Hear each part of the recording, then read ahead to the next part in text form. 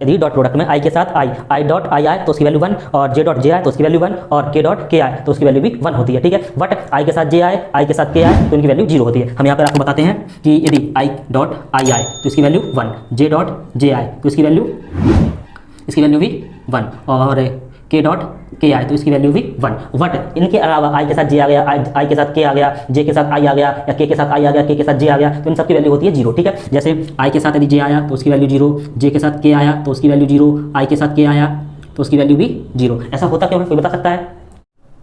Hello दोस्तों, मैं मनोज आप सभी का स्वागत करता हूं आपके और हमारे इस प्यारे से चैनल MK क्लासेस 2.0 पर।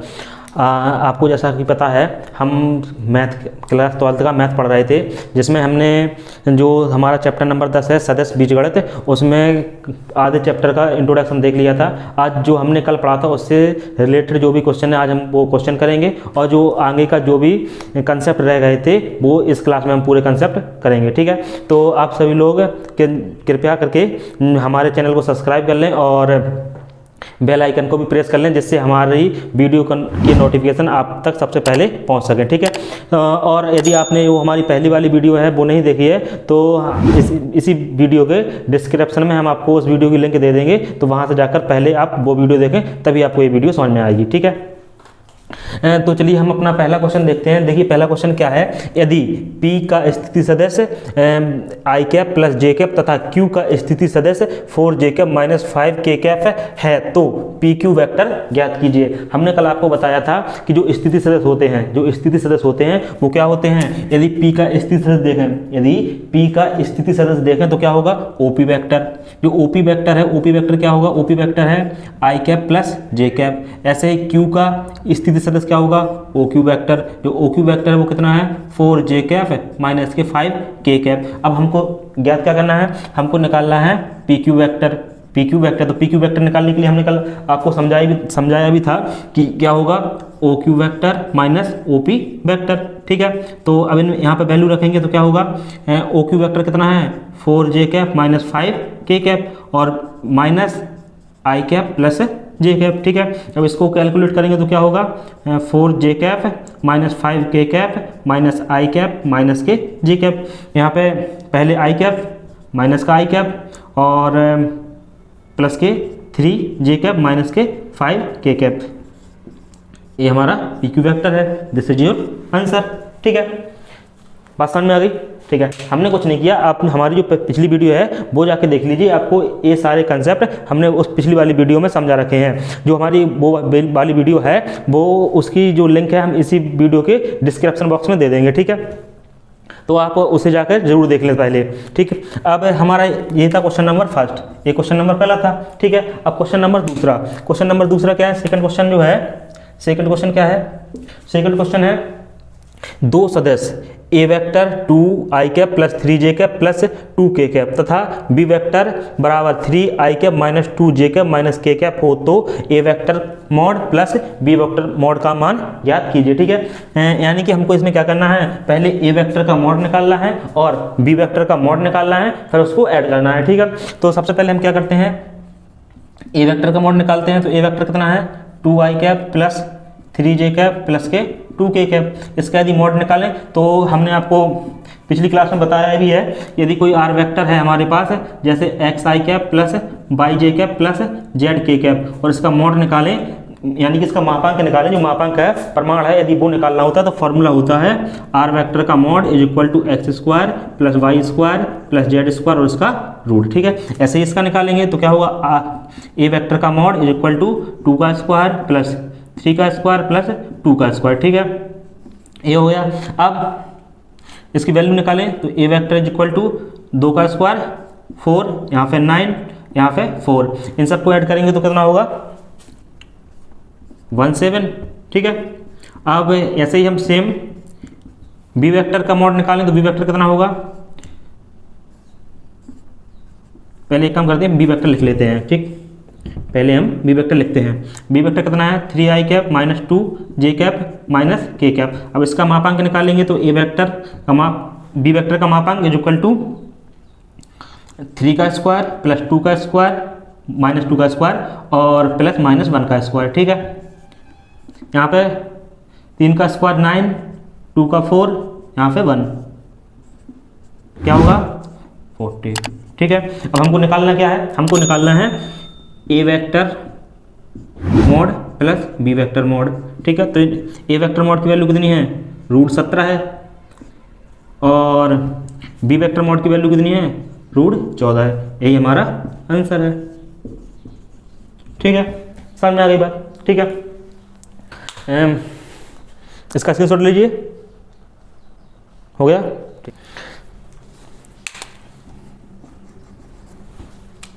चलिए तो अब देखते हैं कि जो एकांक सदस्य है, ये एकांक सदस्य क्या होता है। हमने आपको बता भी रखा है कि जो एकांक सदस्य है वो क्या होता है। एकांक सदस्य क्या होता है, एक ऐसा सदस्य जिसका मापांक 1 होता है। एक ऐसा सदस्य जिसका मापांक 1 होता है उसको हम एकांक सदस्य कहते हैं। तो यदि हमारे पास कोई वेक्टर ए वेक्टर है, यदि हमारे पास कोई ए वेक्टर है तो उसके लिए यदि हमको मापांक सदस्य या एकांक सदस्य लिखना है, उसके लिए हमको एकांक सदस्य लिखना है तो उसका फॉर्मूला होता है, उसको हम लिखते हैं ए कैप से। ए कैप, ऐसे ए वेक्टर है, ए वेक्टर उस पर ए टोपी ए कैप लगा दो तो उसे हम कहते हैं एकांक सदस्य। ठीक है, इसका फॉर्मूला होता है ए वेक्टर अपॉन में ए वेक्टर का मापांक। ये हमारा फॉर्मूला है। ठीक है, ये हमारा क्या है, एकांक सदस्य निकालने का फॉर्मूला है। ठीक है, यदि क्वेश्चन में ऐसा हो कि एक ऐसा सदस्य निकालो जिसकी कुछ लंबाई दे रखी हो, जैसे क्वेश्चन में बोले ए वेक्टर के अनुदेश एक ऐसा वेक्टर निकालो जिसकी लंबाई n हो। ए वेक्टर के अनुदेश एक ऐसा वेक्टर ज्ञात करो जिसकी लंबाई n हो, तो उसके लिए ये फॉर्मूला यही होगा, बस क्या होगा, A cap is equal to n A vector upon में ए वेक्टर का मॉड। ठीक है, इतनी बात समझ में आ गई। ठीक है,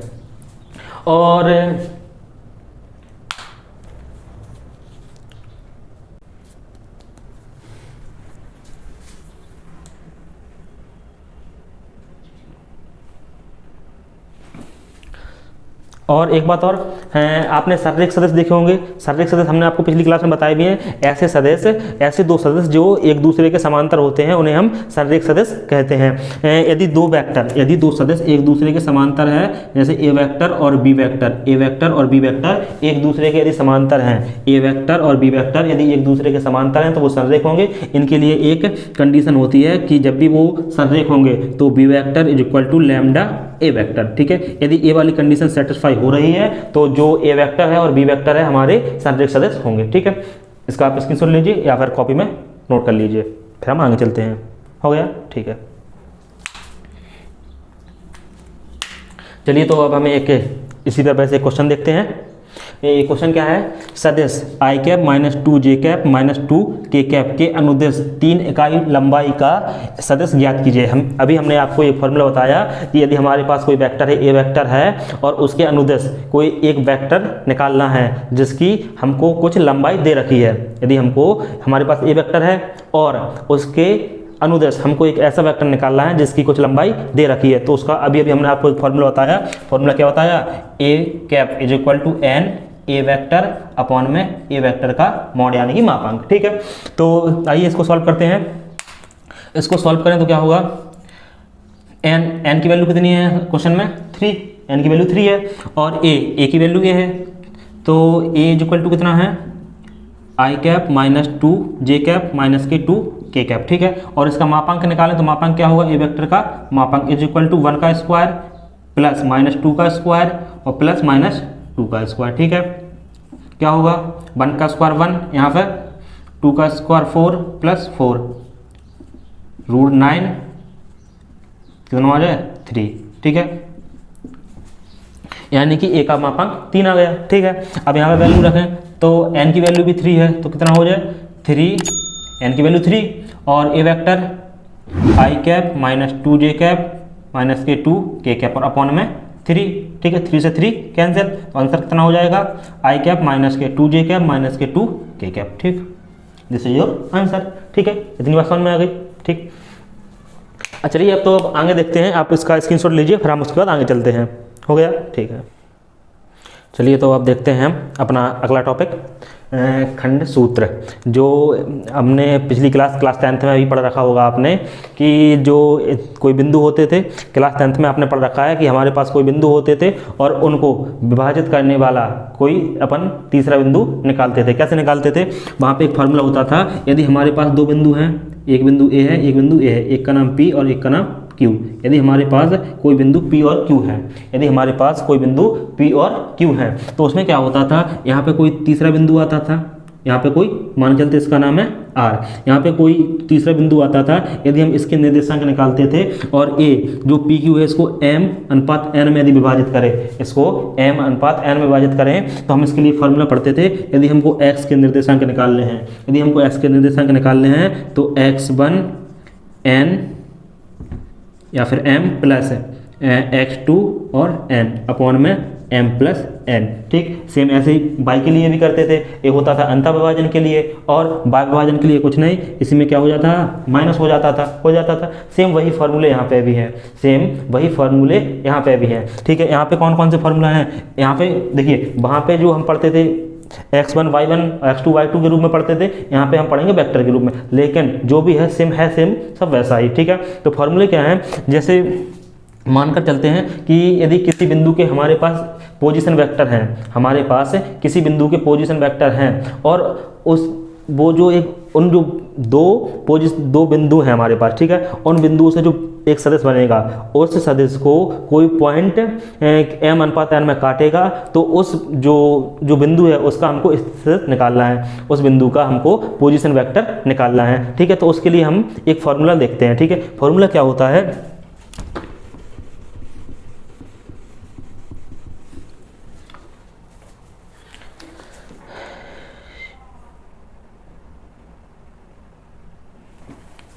देखिए, जो मान कर चलते हैं, एक हमारे पास एक रेखा है ए बी, ए पॉइंट है और एक बी पॉइंट है। ठीक है, एक ए पॉइंट है और एक बी पॉइंट है। अब यहाँ पे कोई पॉइंट सी है, यहाँ पे कोई पॉइंट सी है, यहाँ पे कोई पॉइंट सी हो गया। ठीक है, ये जो पॉइंट सी है, ये जो पॉइंट सी है, ए बी को मानकर चलते हैं m/n में विभाजित करता है। ये जो सी है हमारा, ए बी को n/n में विभाजित करता है। तो हमको जो है इसका जो सी है इसका पोजीशन वेक्टर निकालना है। ठीक है, तो इसके लिए फार्मूला क्या होता है? सबसे पहले यहाँ पे देखते हैं, तो देखिए यहाँ पे जो v है, v का पोजीशन वेक्टर यहाँ से मानकर चलते हैं ओ बी वेक्टर होगा, ये हो गया हमारा ओ बी वेक्टर। ठीक है, और सेम यहीं पे ए का पोजीशन वेक्टर क्या होगा? ए का position vector O A vector. ठीक, और जो सी है, सी का पोजीशन वेक्टर होगा ओ सी वेक्टर। ठीक है, हमको ओ सी वेक्टर निकालना है। ठीक, हमको ओ सी वेक्टर निकालना है। तो यदि ये अंतः विभाजन है, तो फॉर्मूला क्या होता है? फॉर्मूला होता है ओ C vector is equal to, जो n है ये इस साइड किससे गुणा होगा, n O A vector, plus जो m है वो इससे गुणा होगा, m O B vector upon में m प्लस n। ये है हमारा अंतः विभाजन का फॉर्मूला। ठीक है, और यदि हम जो ओ ए वेक्टर है, इस ओ ए वेक्टर जो है हमारा, इसको नाम दे ए वेक्टर है, और जो ओ बी वेक्टर है इसको नाम दे बी वेक्टर। तो फॉर्मूला क्या होगा? ओ ए वेक्टर कितना है? ए, तो क्या होगा, n A vector plus m B vector upon में m प्लस n। ये हमारा होगा ओ सी वेक्टर। ठीक है, और यदि यही बाह्य विभाजन के लिए है, तो फॉर्मूला क्या होगा? फॉर्मूला कुछ नहीं होगा, जो यहाँ पे प्लस है यहाँ पे माइनस होगा, जो यहाँ पे प्लस है यहाँ पे क्या होगा, माइनस। आइए लिखते हैं, तो क्या होगा बाह्य विभाजन के लिए? O C vector is equal to n A vector plus m B vector upon में, सॉरी यहाँ पे माइनस, अपॉन में m माइनस n। ठीक है, आगे बात समझ में? ठीक है, तो आप इसका स्क्रीनशॉट लीजिए। हो गया? ठीक है, चलिए तो अब जो हमारा खंड सूत्र, अंतः विभाजन और बाह्य विभाजन वाला जो फॉर्मूला था, उससे रिलेटेड एक क्वेश्चन करते हैं। ठीक है, तो जो हमारा पहला क्वेश्चन क्या है? बिंदुओं 2i प्लस 3j तथा 3j प्लस 8k को मिलाने वाली रेखाखंड पर एक ऐसा बिंदु ज्ञात कीजिए जो बिंदुओं को मिलाने वाले रेखाखंड को 2:3 में विभाजित करता है। ठीक है, यानी कि जो हमारा 2:3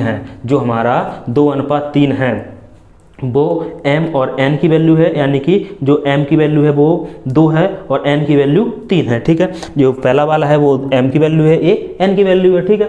तो यहाँ पे सबसे पहले आपको क्वेश्चन में कुछ नहीं दिख रहा, तो सबसे पहले फिगर, जैसे हमने जब हमने आपको फॉर्मूला बताया, जब हमने आपको फिगर बनाया था, तो आप भी सबसे पहले ऐसा ही एक फिगर बनाए, ठीक है। तो मानकर चलते हैं जो हमारा ये पहला वाला वेक्टर है, जो हमारा ये पहला वाला वेक्टर है, इसको हम नाम देते हैं ओ ए वेक्टर। क्या? ओ ए वेक्टर, ठीक है। ये है ओ ए वेक्टर और ये है ओ बी वेक्टर, ठीक है। तो सबसे पहले यदि हम यहाँ पे देखें तो मान के चलते हैं यहाँ पे होगा हमारा बी और यहाँ पे होगा ए हमारा ए है और यहाँ पे बी है, ये हमारी कोई एक रेखा होगी, ठीक है। ये हमारा ए है और एक हमारे पे बी है, तो इसका यदि हम पोजीशन वेक्टर लिखें तो यहाँ पे कोई ओ होगा, ये हमारा पोजीशन वेक्टर है, ठीक है। ये ओ होगा, ये हो गया ओ ए वेक्टर, ठीक है। ये हमारा ओ ए वेक्टर कितना है 2i cap plus 3j cap, ठीक है। और ये कितना है ओ बी वेक्टर कितना है 3j cap plus 8k cap, ठीक ना। इतनी बात समझ में आ गई। अब यहाँ पे क्या है, यहाँ पे कोई बिंदु सी होगा, यहाँ पे कोई बिंदु सी होगा, ठीक है। तो हमको निकालना क्या है, यहाँ पे यही वेक्टर निकालना है, जो ओ सी वेक्टर है, ओ सी वेक्टर हमको निकालना है, ठीक है। जो ओ सी वेक्टर है, ओ सी वेक्टर की वैल्यू हमको निकालनी है, ठीक। यदि हमको ओ सी वेक्टर की वैल्यू निकालनी है तो अब अभी हमने आपको थोड़ी टाइम पहले फॉर्मूला बताया था।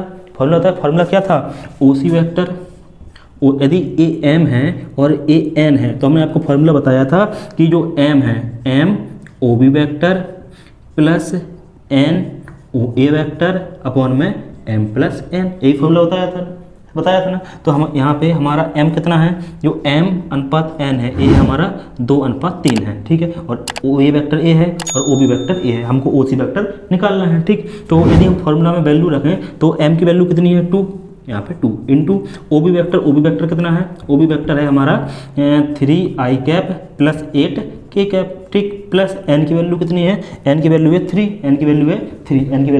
3, और ओ ए वेक्टर कितना है, ओ ए वेक्टर ये रहा, ओ ए वेक्टर कितना है 2i cap plus 3j cap, ठीक, और अपॉन में 2 प्लस 3। यदि इसको कैलकुलेट करें तो 3 दूनी 6j cap plus 16k cap और प्लस 6i कैप और 3 त्रिका 9j कैप अपॉन में 3 और 2 5, ठीक है। अब इसको ऐड करें तो आई कैप यानी कि 6i कैप प्लस 9 और 6 15j कैप और प्लस के 16k कैप अपॉन में 5, ठीक। यही हमारा आंसर है ओ सी वेक्टर। यदि आप चाहते हैं तो इनको सेपरेट डिवाइड करें तो क्या होगा 6/5i कैप प्लस यहाँ पे 15 में 5 यानी कि 3j कैप और यहाँ पे 16/5k कैप, यही हमारा आंसर है, ठीक है। आप इसका स्क्रीनशॉट ले लीजिए, ठीक हो गया। नहीं तो आप अगर चाहते हैं तो इतना भी लिख सकते हैं, 1/5 बाहर लिख दीजिए, हो जाएगा, ठीक है, ठीक।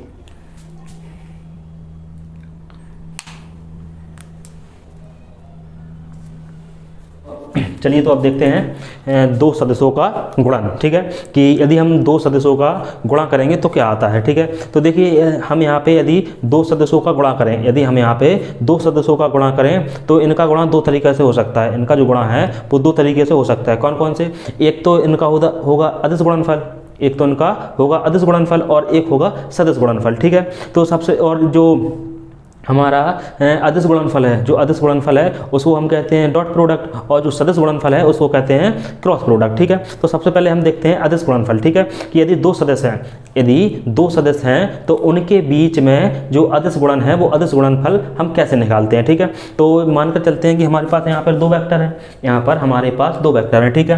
कौन कौन? मानकर चलते हैं हमारे पास एक वेक्टर है ए वेक्टर और दूसरा वेक्टर है बी वेक्टर, ठीक। और यदि हमको इनका जो अदिश गुणनफल है वो कैसे निकलता है, ठीक। तो देखिए अब देखो जो हमारे पास दो वेक्टर हैं, ये दो वेक्टर हैं, एक किसी ना किसी एंगल पर झुके होंगे, ठीक है ना, किसी ना किसी एंगल पर झुके होंगे, या तो वो समांतर होंगे, लंबवत होंगे, या फिर किसी एंगल पर झुके होंगे, ठीक है। तो यदि ये किसी एंगल पर झुके हैं तो क्या होता है कि जो हमारा इनका डॉट प्रोडक्ट या बिंदु गुणनफल, इसको हिंदी में बोलते हैं बिंदु गुणन या अदिश गुणन, ठीक है। इसका फॉर्मूला क्या होता है? A vector dot B vector is equal to A vector का मापांक, बी वेक्टर का मापांक और कॉस थीटा। ये थीटा जो है ये दोनों वेक्टर के बीच का एंगल है, ठीक है। अब क्या है कि जो हमारा ये हो गया अदिश गुणनफल, ठीक। अब ये हमारा अदिश गुणनफल है, यदि इनके बीच में कोई भी कोण होगा, यदि ये कोण 90 अंश है या फिर समांतर है या फिर और कोई बीच का भी कोण है, तो उसके लिए अलग अलग कंडीशनें बनती हैं। होता कुछ नहीं है, जो इनके बीच का कोण है यदि 90 अंश कोण, यदि कोण 90 अंश है, यदि कोण 90 अंश है तो यहाँ पे थीटा की वैल्यू 90 रखेंगे।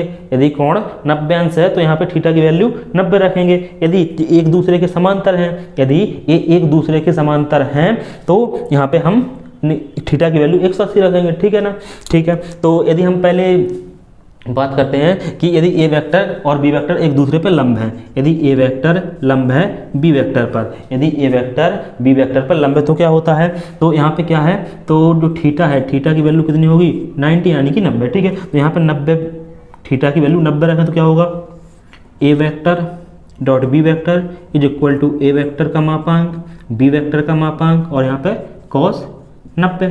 आपको पता है कॉस 90 की वैल्यू कितनी होती है, कॉस 90 की वैल्यू 1, ठीक है। तो कॉस 90 की वैल्यू 0, ठीक है ना, कॉस 90 की वैल्यू 0। तो यहाँ पे होगा ए वेक्टर का मापांक, बी वेक्टर का मापांक और यहाँ पे 0। अब आपको पता होगा कि 0 का गुणा किसी भी संख्या में करते हैं तो हमेशा 0 आता है, यानी कि ए वेक्टर डॉट बी वेक्टर क्या होगा 0। यदि ए वेक्टर डॉट बी वेक्टर का वैल्यू 0 आती है तो हम कह सकते हैं कि ये दो वेक्टर कैसे हैं, एक दूसरे पर लंबवत हैं, ठीक है। यदि ये वेक्टर एक दूसरे के समांतर होंगे तब क्या होता है, यदि ये समांतर होंगे, यदि ये तो लंबवत की कंडीशन है, ये तो जो कंडीशन है ये लंबवत की कंडीशन है। यदि समांतर की बात करें तो समांतर में जो हमारा कोण है, जो हमारा समांतर में कोण है, समांतर में कोण कितना होगा 180 अंश, समांतर में कोण कितना होगा 180 अंश। तो यदि हम थीटा के जगह पे 180 रखें, थीटा की जगह पे 180 रखें तो क्या होगा, A vector dot B vector is equal to A vector का मापांक, बी वेक्टर का मापांक और कॉस 180, ठीक। अब आप बताइए कॉस 180 की वैल्यू कितनी होती है, कॉस 180 की वैल्यू कितनी होती है, निकालनी नहीं आती, ठीक है। आइए यहाँ देखते हैं तो कैसे निकालते हैं। देखिए हम जो 180 है, 180 को लिख सकते हैं 90 प्लस 90, लिख सकते नहीं लिख सकते, ठीक है। आपको पता है 90 पे ये चेंज हो जाते हैं, 90 पे ये चेंज हो जाते हैं।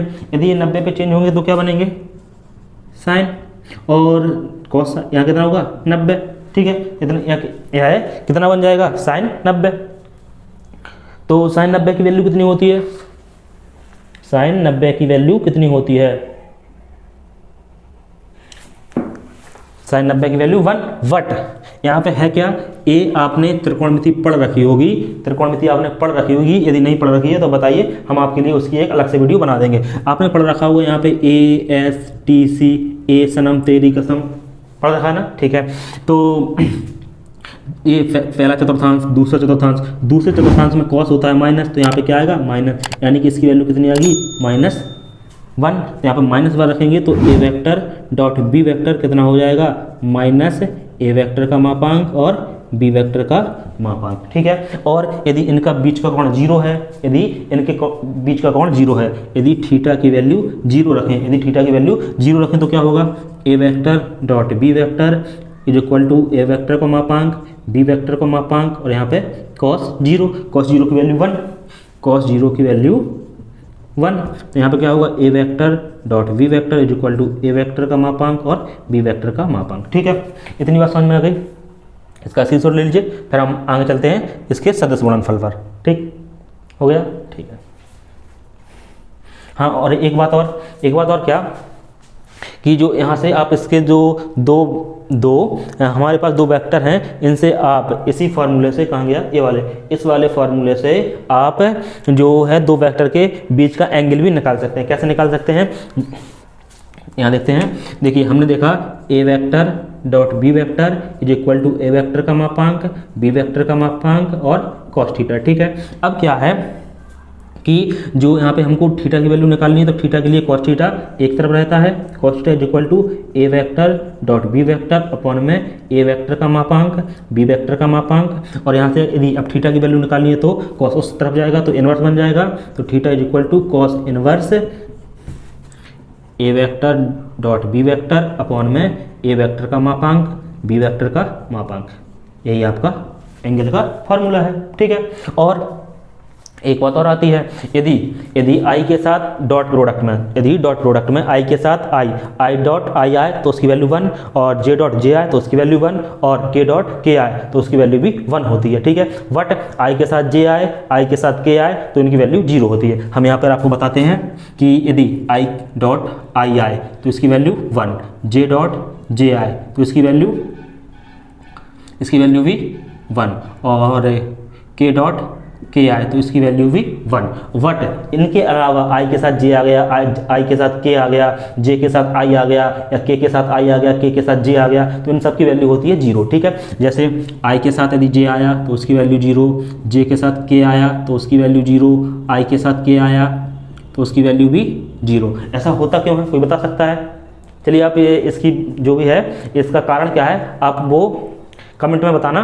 ठीक है, और यदि आपको नहीं आता तो हम आपको जब इस अगली वीडियो में इसके जो इंपॉर्टेंट क्वेश्चन है वो करवाएंगे, तब आपको वहाँ पे ये जरूर बताएंगे। लेकिन आपको कमेंट में बताना है कि आपको समझ में ये आता है या नहीं है, और ये भी बताना है कि वीडियो आपको कैसी लग रही है। अच्छी लग रही है तो चैनल को सब्सक्राइब और लाइक और अपने दोस्तों तक अवश्य शेयर करें।